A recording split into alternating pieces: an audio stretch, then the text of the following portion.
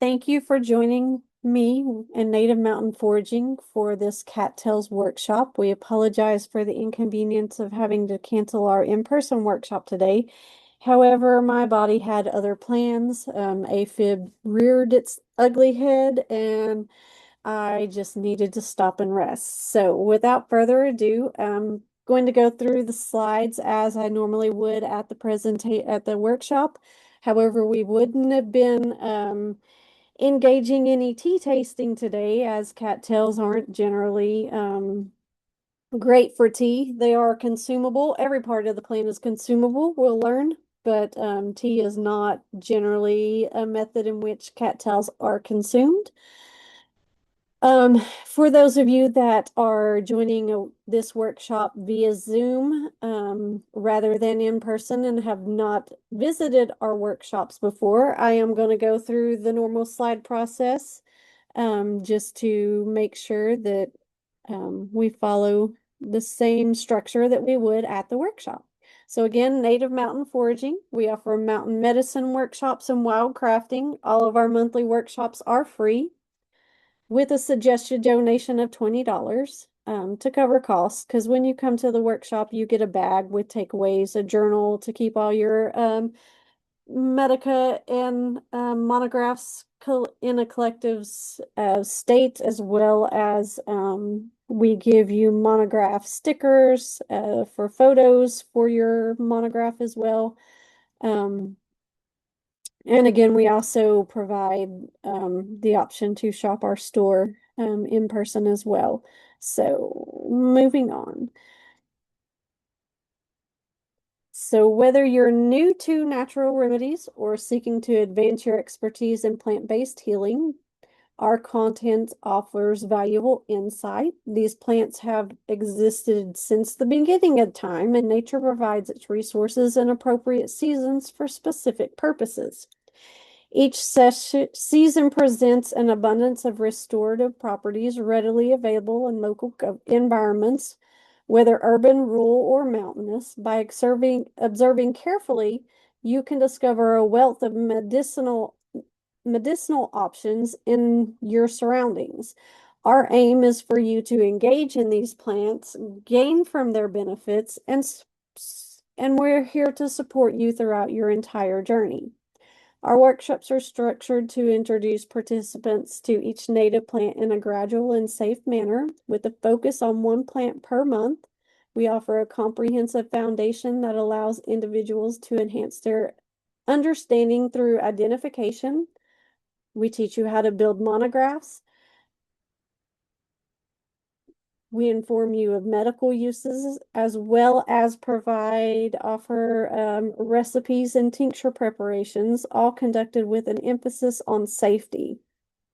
Cheryl Higgins, I'm a fully insured, certified naturopathy practitioner.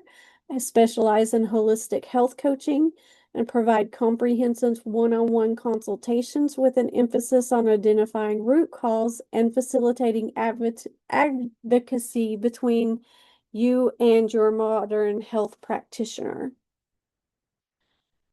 Native Mountain Foraging, as always, with your when you attend the physical, have mercy. Always discuss with your attending physician before following any recommendations. Purchasing products, herbs, plants, mushrooms, tinctures. Don't want to further endanger your health. Willing participation in our workshops, especially in person, and consuming teas or snacks is done at free will, and you acknowledge the associated risks.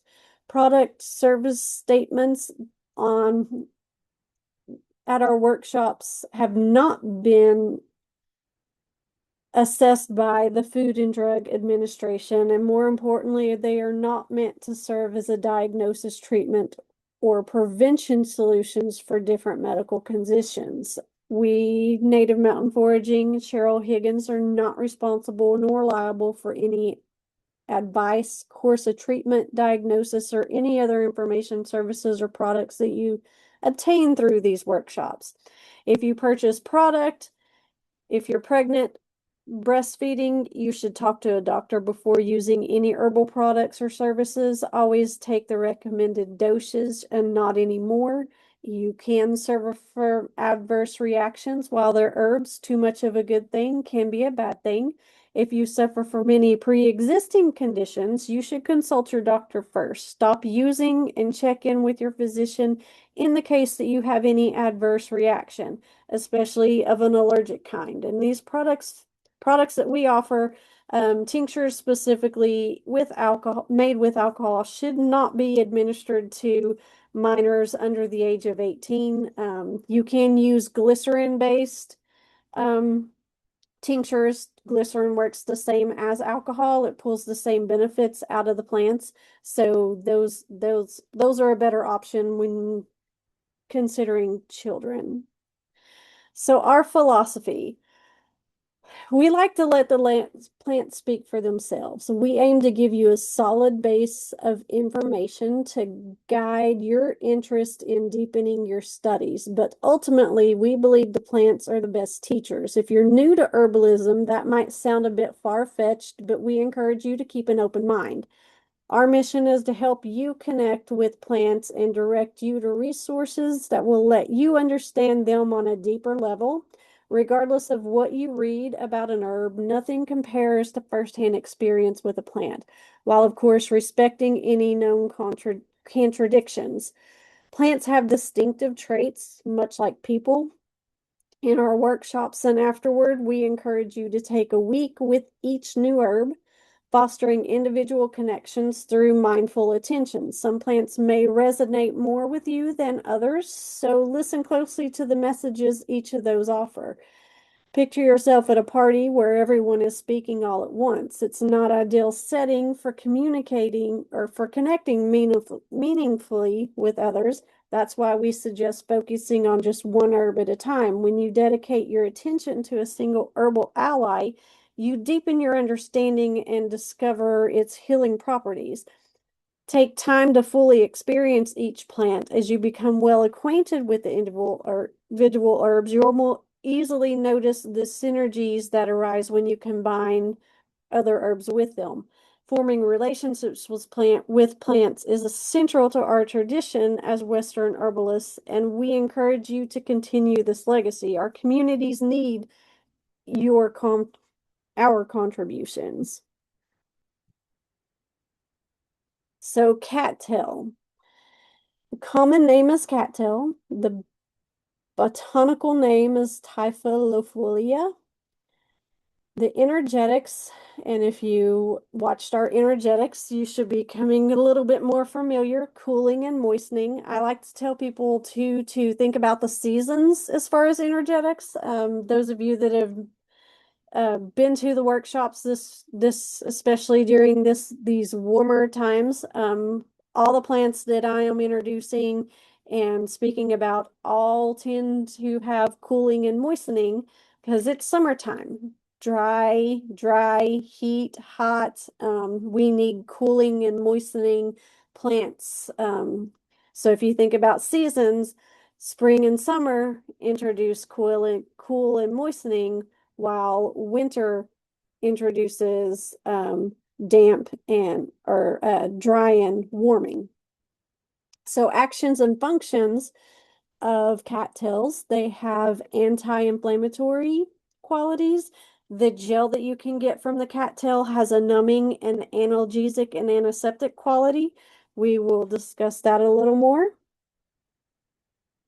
So the description, it's very hard to not notice a cattail or realize that you're stumbling upon a cattail when you do, because they are very unmistakable.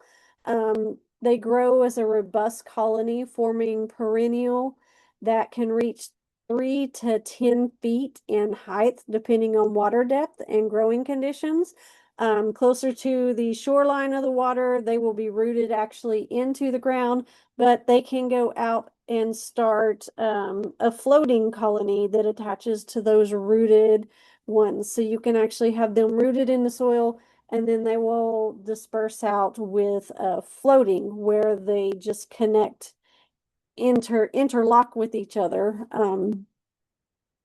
But depending on the depth and growing conditions, the plant spreads extensively through thick horizontal underground rhizomes, often forming dense, pure stands that can cover across a sub suitable wetland habitat. Individual shoots emerge from the rhizomes in the spring and quickly develop into the characteristic tall, upright growth form. The leaves are perhaps the most distinctive vegetation feature. They're flat, sword-like, and remarkably wide for a monocote, measuring 1/2 to 1 inch across and up to 9 feet long. The leaves are bluish green to dark green with a smooth, waxy surface that helps shed water. They emerge in a fan-like arrangement from the base of the plant, and each leaf has parallel veining, typical of monocots, and a slightly spongy texture due to the internal airspace. They're actually hollow inside. This allows the plant to actually breathe in the water. Each leaf helps the plant to transport oxygen to the submerged roots in the water. In the winter, the leaves often persist as a tan or brown structure that provide continual habitat value. The stems are flowering stems, are thick, sturdy, and completely without any branches, raising 6 to 10 feet tall from the center of the leaf cluster. Like the leaves, the stems contain extensive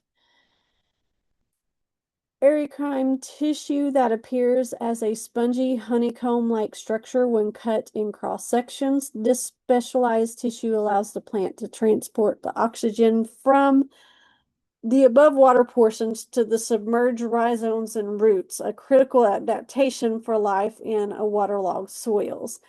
The flowers are arranged in the iconic cylindrical spike that makes the cat's tail instantly recognizable. Each spike actually consists of two parts: a lower brown sausage-shaped section containing thousands of tiny female flowers, and the upper narrower section, often deciduous, containing the male flowers. The brown light hot dog portion is typically 4 to 8 inches long and about 1 inch in diameter, densely packed with little bitty tiny flowers. The male flowers above release pollen in early summer, then typically fall off, leaving the persistent brown female spike that becomes the familiar seed head.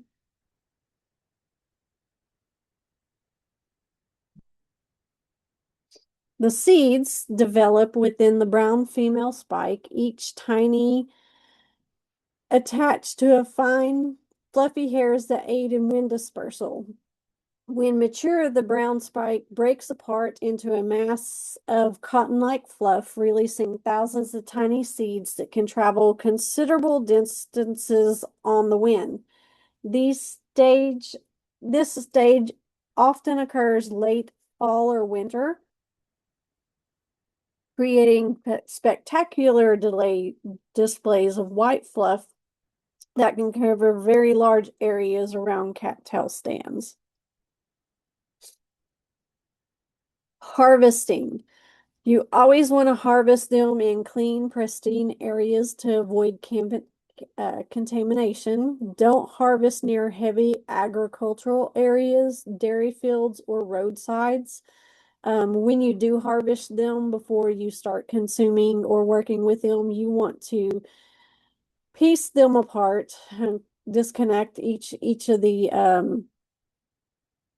like disconnects the rhizomes and the roots, peel the flowers, the leaves apart, so that you have the stem and the cattail But you want to wash with boiling water before you consume. Leave the oldest parts and the newest ones on the edge. So leave the older ones that are getting ready to go to seed, obviously, so that, seeds can continue to form. And the younger parts, especially the ones on the edges, they're soldiers. They help to protect the plant community from invasive species like the yellow flag iris and the canary, reed canary grass. As with all plant gathering, harvesting, be sure you never remove more than you need. No more than 10% of a stand. And here in Tennessee, TVA does allow harvesting of cattails. However, their law is don't remove 10% of the stands. So, and leave you know, correctly identifying cattails is of most importance when it's not in flower. The toxic yellow flag iris leaf looks similar, but the stem is flattened or elliptical and has a vein down the center, while the cattail's rounded stem is spongy. And the cattail stem that the flower is actually the brown sausage flower is on, it's a round stem. The yellow iris, the stem will be flattened or elliptical and will have a vein down the center.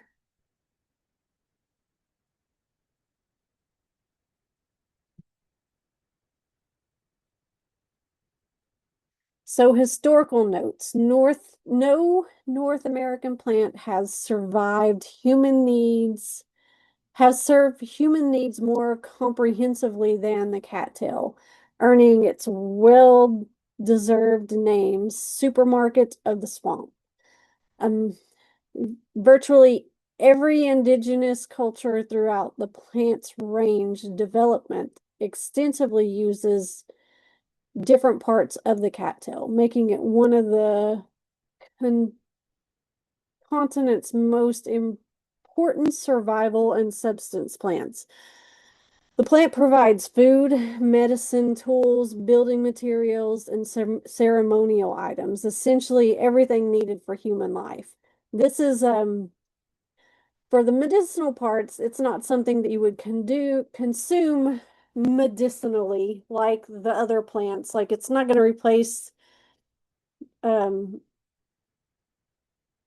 diuretics and anti-inflammatories and things of that nature, but it's a very important plant to have in our environment, especially if you find yourself in a wilderness here in the mountains with the lakes, hiking, stuff like that. It can provide you with a whole wealth of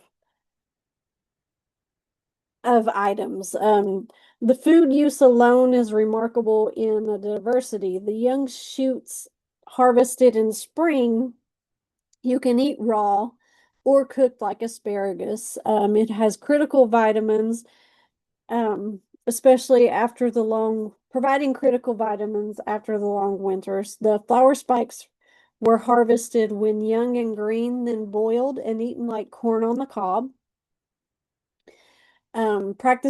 A practice that's continued among European settlers well into the 20th century.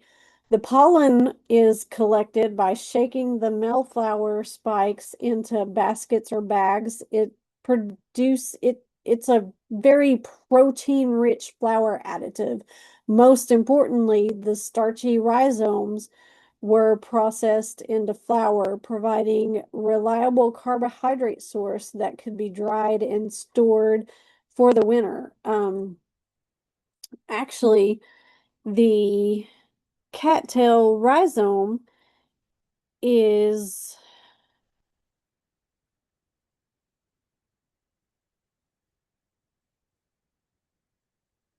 actually has more starchy potato-like rhizome. It's best harvested in the fall, but it can be harvested throughout the whole year. They're very fibrous and can be dried, pounded, and then sifted into to remove the starchy powder. You can also soak the fresh and dried roots in the water to make a thick soup base. Cattail offers more edible starch per acre than potato, rice, or yams. So that is a very useful item. So beyond food, the cattail provide materials for countless practical applications. The long, tough leaves were woven into mats, baskets, temporary shelters, and sleeping surfaces. The actual leaves are waterproof in the sense that when they get wet, they expand. So it makes a very good like lean-to temporary shelter because it's going to help repel the water. Um, but then when they contract and dry out, it allows for air and air to move through them too. So that's a really practical use for the leaves. If you have to make a lean-to, again, mats, baskets, sleeping surfaces. The fluffy seed material served as insulation, tinder for fire starting, diaper material for infants, and stuffing pillows and cushions. The stems were used for arrow shafts, while the pollen had medicinal applications for treating burns and wounds. Many plant Many plains tribes used cattail extensively for construction and waterproofing. Um, Cattails are rich in beta-carotene, lysine, riboflavin, thiamine, potassium, phosphorus protein, amino acids, and vitamin C. Like aloe vera, the cattail leaf contains a gel that keeps the plant moist when water levels drop. It also has antimicrobial properties that protect the plant from insects and disease. So you can actually take the leaves down, especially the leaves that are attached in at the base of the rhizome in the water. That gel goo you can put into jars, and you can use that as a first aid for soothing burns and to help ward off infections. And European settlers quickly adapted many of these uses, particularly during times of hardship. The Great Depression, cattail roots and shoots became an important survival food for rural families. Even today, the plant continues to find applications in sustainable technology. Cattail fiber is being researched for everything from biodegradable packaging and building installation, while constructed wetlands use cattail help to treat wastewater and in communities worldwide. The plant's remarkable ability to remove pollutants from the water has made it an invaluable modern environmental restoration projects. So safety and cautions, pollution risks, because they are so good at cleaning the water. Cattails are bioaccumulators. They absorb the pollutants and heavy metals from the water. So that's why you should avoid harvesting from roadside ditches, agricultural runoff, industrial sites, or polluted urban waterways. They can cause irritation in if you eat them in excess. Um, Again, after boiling, you can use the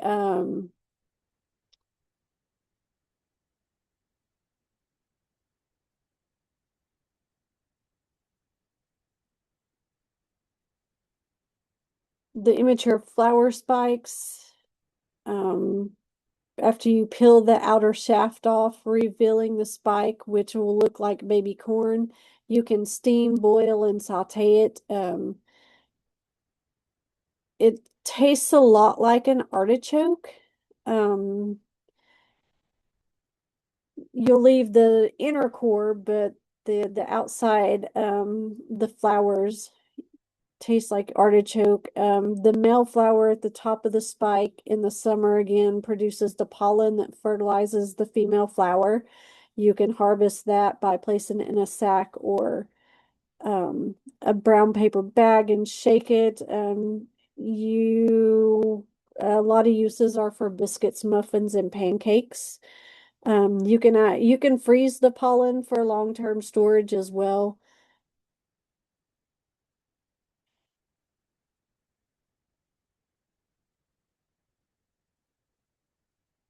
And of course, when foraging, harvest from clean, unpolluted wastelands, testing waters if unsure. Lookalikes are going to be more noticeable like in the fall, or more of an issue in the fall. It's hard to mistake a cattail, especially with the brown flower heads.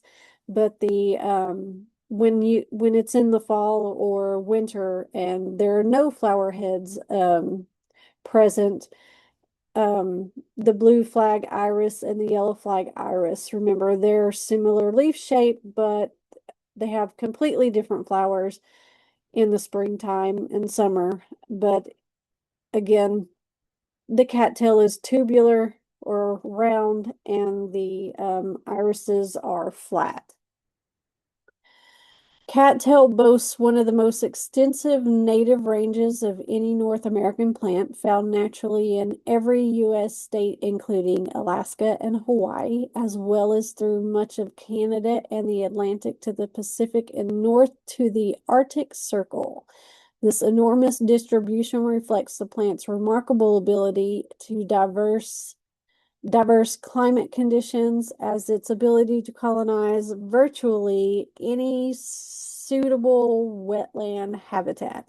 Beyond North America, the species occurs throughout much of the temperate world, including Europe, Asia, and parts of Africa. Throughout the vast range, cattail occupies virtually every type of freshwater wetland habitat, from small farm ponds to massive prairie marshes, from roadside ditches to mountain lakes. It thrives in water depth ranging from saturated soil to several feet of standing water, showing remarkable flexibility in its water requirements. The plant is equally at home in permanent wetlands and seasonal pools, demonstrating an ability to survive both drought and flooding that few or other plants can match.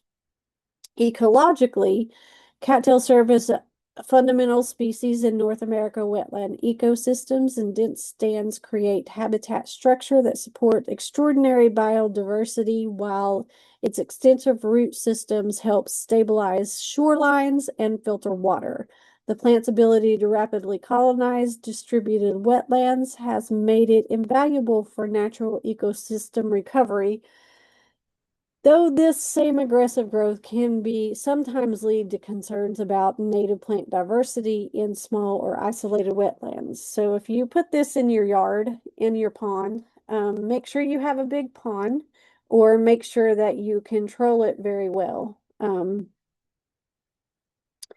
So medicinal and nutritional benefits, wound healing and burns, as I mentioned earlier, the gel at the base of the leaves has a natural antimicrobial and anti-inflammatory property, traditionally used by Native Americans to soothe wounds, burns, and insect bites.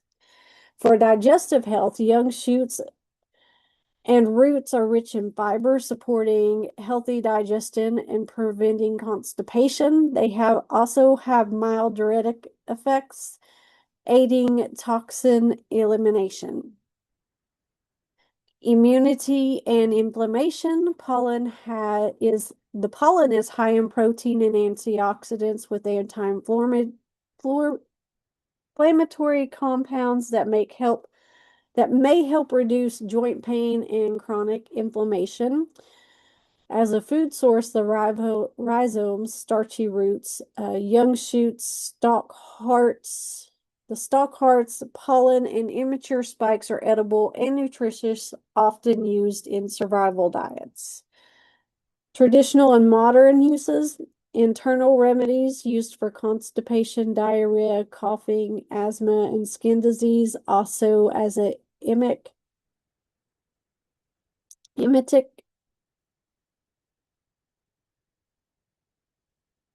purgative in some traditions.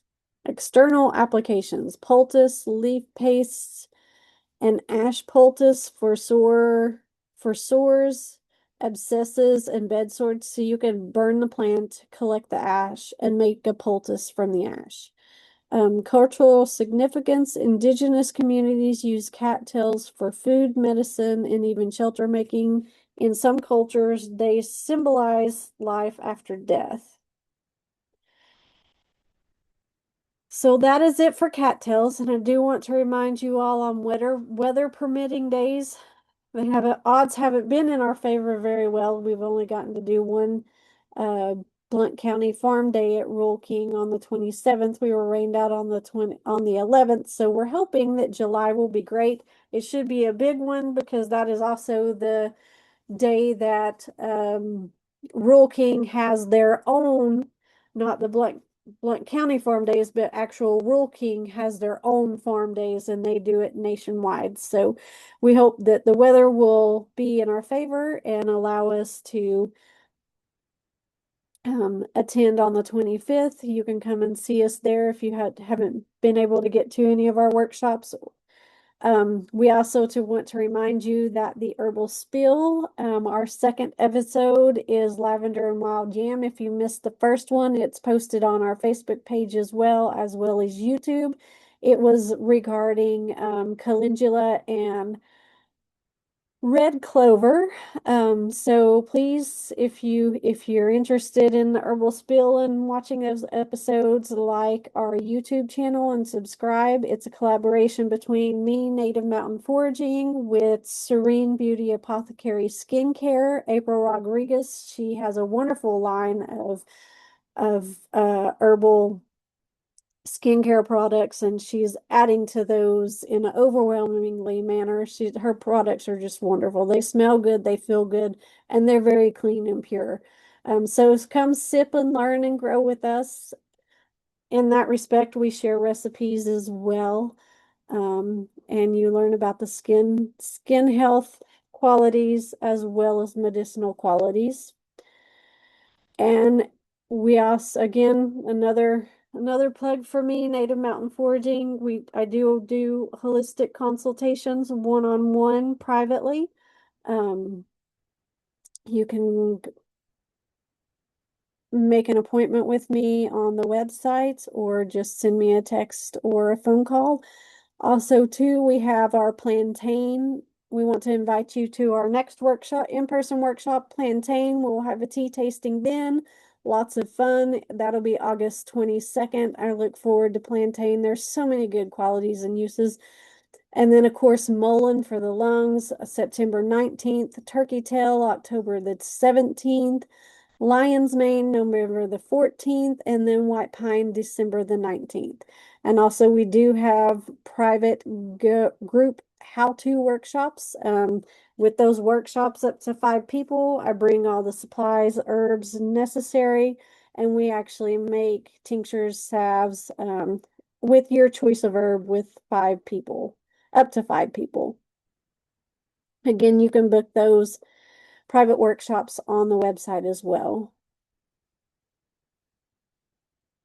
And that is all that we have for today. This workshop. I hope you enjoyed cattails. I will be sharing recipes. I do have recipes to go along with cattails, as well as additional resources I will be sharing. I will also be sharing my monograph of cattail with you all. I will include it with the link for the recording of this